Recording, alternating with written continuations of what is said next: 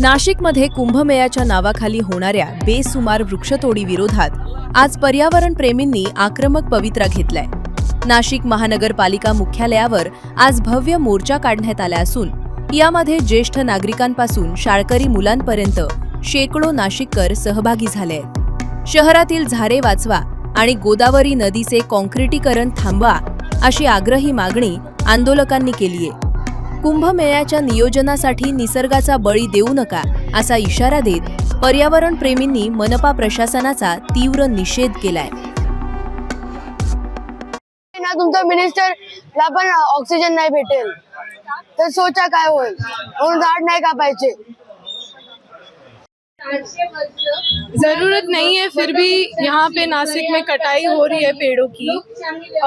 हमें हमारे फ्यूचर के लिए ये पेड़ चाहिए और डेवलपमेंट के नाम पे हमारी इकोलॉजी डिस्ट्रॉय प्लीज़ मत करिए, ये हमारी मांग है। ये इसीलिए हमने मोर्चा निकाला है ताकि और लोग इसमें आए और हमारा सपोर्ट करें, ताकि हमारी इकोलॉजी हमारे डेवलपमेंट के नाम पे डिस्ट्रॉय ना हो जाए। हमारी बस ये मांग है, आपको जितना डेवलपमेंट करना है करिए, पर उसके बीच में हमारे पेड़ों को मत काटिए, हमारी रिवर्स को पल्यूट मत करिए, और कुछ नहीं। नमस्ते। आज मोर्चामध्ये सहभागी झालेला आहे, ऑक्सिजन लावलेला आहे, काय संदेश देणार या माध्यमातून हाच संदेश द्यायचा आहे संपूर्ण नाशिककरांना, महाराष्ट्राच्या जनतेला आणि इथल्या राजकारण्यांना देखील, गिरीश महाजनला देखील, की या नाशिक हरित नाशिक आहे, याचा पर्यावरणाचा नाश करू नका। आज जळगाव मध्ये इतकं भकास वातावरण झालेलं, प्रचंड उष्णता आहे, तिथं तुम्ही हरित जळगाव करा अशी आमची मागणी आहे, तर तुम्ही नाशिकला देखील भकास करण्याच्या मागे लागलेले आहे। नाशिक हे एक आध्यात्मिक ठिकाण आहे, हरित नाशिक म्हणून ओळखलं जातं। भविष्यातील पिढ्या या कशा जगतील, या शाळेवर वया पुस्तकं घेऊन जाणार नाही, ऑक्सिजन सिलेंडर घेऊन जातील। कोरोनाचा काळ आपण बघितला आहे, त्या लोकांनी पैसे देऊन सुद्धा, लाख रुपये देऊन सुद्धा ऑक्सिजन भेटत नव्हता, आणि आपण निसर्गाने दिलेला ऑक्सिजन जर असा हिरावून घेत असू, आणि शहरामध्ये ही झाडं अधिक गरजेची, ग्रामीण भागात मोकळी हवा असते तिथं एक वेळेस बाजूला राहू द्या, परंतु अशा नाशिकमध्ये जिथं झाड आहे ते पण तोडायचे, हे काही तारखेला धरून नाही। म्हणून आम्ही इथल्या राजकारण्यांना सांगतोय, तुम्ही राजीनामे देऊन टाका, तुम्हाला तर नाशिक सांभाळता येत नसेल। नाशिक शहरामध्ये मागच्या अनेक दिवसांपासून सर्रास वृक्षतोडी होत आहे।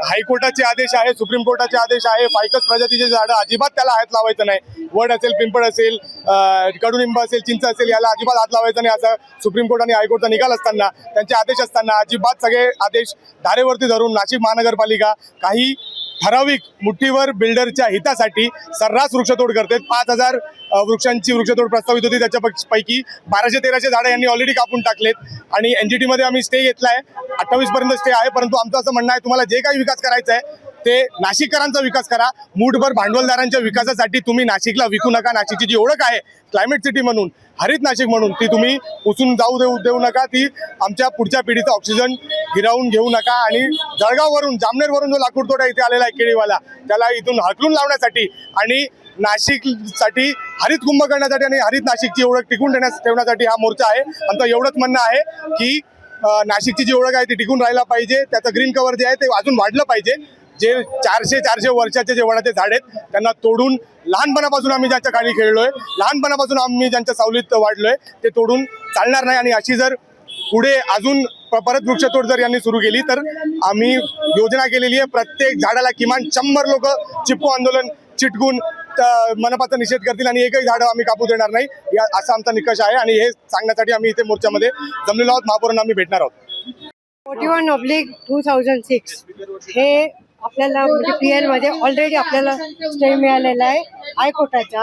हायकोर्टानंतर हे लोक सुप्रीम कोर्टात गेले, सुप्रीम कोर्टाचा सुद्धा तिथे आपल्याला तीच ऑर्डर कायम ठेवण्यात आलेली आहे। विकास करायचा असेल तर झाडं कायम ठेवून त्याच्या आजूबाजूला तुम्ही वाहतूक पेठ बांधा, पुढे मागे तुम्ही स्पीड ब्रेकर्स लावा, खूप आधी सूचना फलक लावा, एवढे सगळे त्याच्या रिफ्लेक्टर लावा।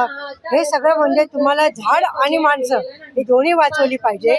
विकास करताना तुम्हाला पर्यावरणाचा नाश करता येणार नाही असं हायकोर्टाने अशा सूचना दिलेल्या आहेत, त्याच्यावर सुप्रीम कोर्टाचा शिक्का आहे। त्यानंतर सुद्धा ऐकलं नाही मनपाने, त्याने बेभाम वृक्षतोड सुरू केली आणि इतकं हास्यास्पद त्यांनी कारण दिलं की ही ऑर्डर जुनी झाली। म्हणजे हे काय आहे, हे काय कायदा, आपण कायदे मानतो की नाही? संविधानाने एक वेळेस ऑर्डर आल्यानंतर पुढे दुसरी ऑर्डर जोपर्यंत येते तोपर्यंत आधीची ऑर्डर ही काय जाते. म्हणून हे ऐकत नव्हते तर आम्ही ह्याच्यामध्ये गेलो, NGT मध्ये, हरित लवादामध्ये गेलो. हरित लवादामध्ये गेल्यानंतर आता स्टे आलेला आहे, तरी सुद्धा वृक्षतोड मोठ्या प्रमाणात चालू आहे. हे फक्त नाशिकमधले काहीतरी कमर्शियल हेतू असलेले काही लोकांचा ग्रुप आहे, तो मनपामध्ये जातो. मनपाचे लोक आणि हे ग्रुप मिळून नाशिकमध्ये धडाधड वृक्षतोड हे एकच त्यांनी उद्देश ठेवलेला आहे. आधी वृक्षतोड करायची आणि नंतर विकास करायचा. ठीक आहे, तुम्हाला कुंभमेळ्यासाठी काम करायचं आहे, इथे कुंभमेळ्याचा काही संबंध नाही. तिथे म्हणजे पेठ रोड, दिंडोरी रोड, नंतर गंगापूर रोडच्या पुढे गंगापूर गावापर्यंत काय संबंध आहे तिथे? तर नाही, त्यांना तो हायवे बनवायचा आहे. तो कमर्शियल त्यांचा हेतू आहे. आम्ही असं म्हणत नाही की कमर्शियल हेतू पण नसावा, पण तुम्ही याची काळजी घ्या ना. हे तुम्हाला कायदे ऑलरेडी दिलेले त्याचं फक्त पालन करा. आम्ही फक्त हे म्हणतो का कायद्याचं पालन करा. काय माहितीये का, आपण कायद्याचे राजकीय मानतो, बरोबर. आपण कोर्टामध्ये गेलेलो आहोत.